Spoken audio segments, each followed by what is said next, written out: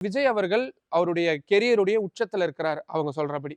At the same time 35 ஆண்டுகளா த bond with silver ஸ்பூன்னு சொல்லுவாங்கல்ல, அந்த மாதிரி ஒரு சொகுசான ஒரு இடத்துல அவர் ஒரு உச்சபட்ச நடிகர். நிறைய கடுமையான உழைப்புகள் எல்லாம் போட்டிருக்கிறாரு அப்படின்னாலும் கூட, அவர் வறுமை இல்ல ஒரு மாரி கஷ்டம் அந்த மாதிரியான விஷயங்கள் எல்லாம் பார்க்காத ஒரு நபரா தான் வளர்ந்து வந்திருக்கிறாரு. அதனால அவரை சிபிஐ விசாரணைக்கு உட்படுத்துறது அப்படின்றது ரொம்ப பெரிய விஷயமா இருக்கும். விஜய் அவர்களுக்குமே தனிப்பட்ட முறையில அது ஒரு ஒரு ஒரு நீண்ட நாட்களுக்கு ஒரு ஹாண்டிங்கா இருக்கக்கூடிய விஷயமா கூட இருக்கலாம். ஏன்னா, அரசியல்வாதியா அவர் புதுசா பரிணமிச்சு வந்திருக்கக்கூடியவரு.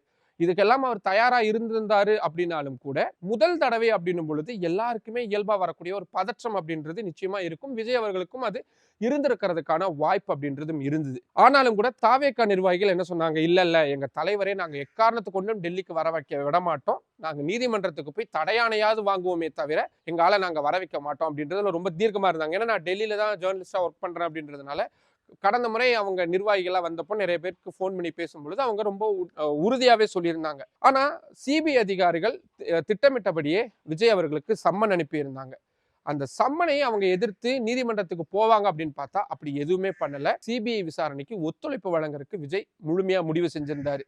அந்த வகையில தான் 2026ஆம் ஆண்டு ஜனவரி மாதம் 12ஆம் தேதி டெல்லியில இருக்கக்கூடிய சிபிஐ தலைமை அலுவலகத்துக்கு 11:29 மணிக்கு, சரியா 11ல இருந்து 11:30க்குள்ள அவர் வந்துடணும் அப்படின்றது அவருக்கான நேரமா இருந்தது.